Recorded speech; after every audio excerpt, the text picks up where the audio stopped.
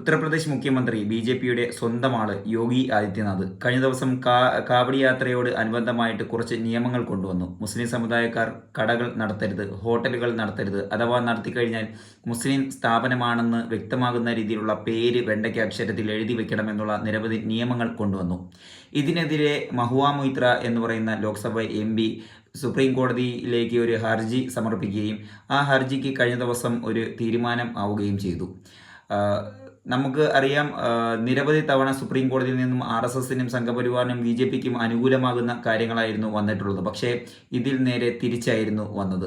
എന്തായാലും യോഗി ആദിത്യനാഥും അതുപോലെ തന്നെ കേന്ദ്രമന്ത്രി ഗിരിരാജ് സിംഗ് കൊണ്ടുവന്നിട്ടുള്ള പല പല നിയമങ്ങൾ, ഇതിനോടകം തന്നെ ഈ ഒരു കാവടി യാത്രയോട് അനുബന്ധമായിട്ടുള്ള എല്ലാ നിയമങ്ങളും സുപ്രീം കോടതി സ്റ്റേ ചെയ്തിരിക്കുന്ന ഒരു സന്തോഷമാർന്ന വാർത്തയാണ് കേൾക്കാൻ സാധിച്ചത്. വളരെ മനോഹരമായ ഒരു ഇന്ത്യൻ